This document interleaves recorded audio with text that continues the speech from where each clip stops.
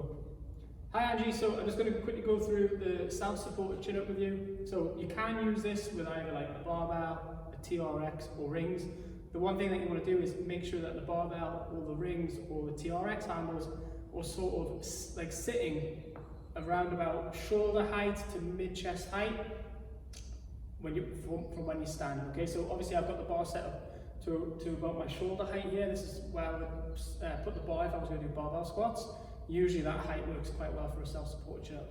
So I'm not really too bothered about grip. We can either go overhand or underhand, whatever feels more comfortable for you. Underhand's a little bit easier because we'll get the biceps involved as well, but then it can be quite uncomfortable on the wrists by having the palms facing towards your face. So what we're going to do is we just want to set ourselves into a deep squat. So we want to go for like knees bent, and I really want to make sure that from my hand down towards my hips, I'm a straight line down. Okay, so I basically want my hips under the bar, shoulders under the bar, so I'm just a nice long line. Now from here, I can change my foot position, so I could either keep my feet flat, and that's going to give me a little bit more assistance when I pull myself up, or I could just go onto my heels or even my toes.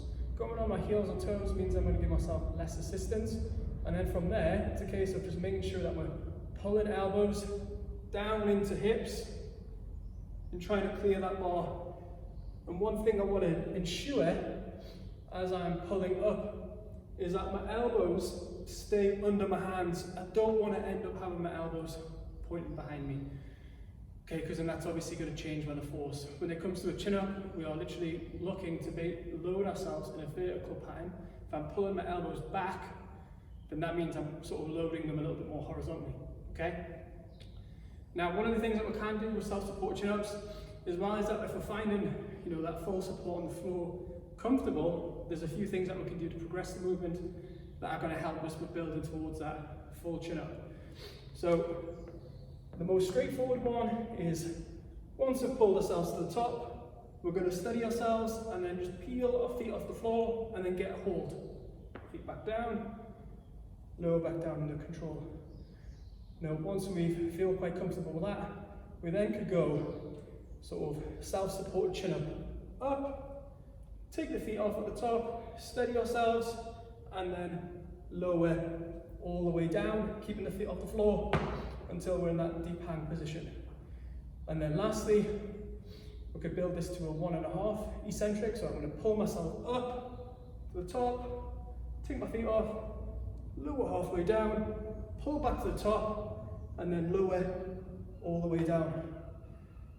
Obviously that last one there is a lot more challenging because we're basically doing a half a rep of a chin-up, but we're going to be stronger in that top position, and then we've got the eccentric there just to build that strength through the full range. Okay, but like I say, we want to try and make sure that we're sitting in like a nice upright position, sitting onto our heels and making sure that we're pulling ourselves up like so. Hopefully that video was helpful. If you have any questions, just let me know.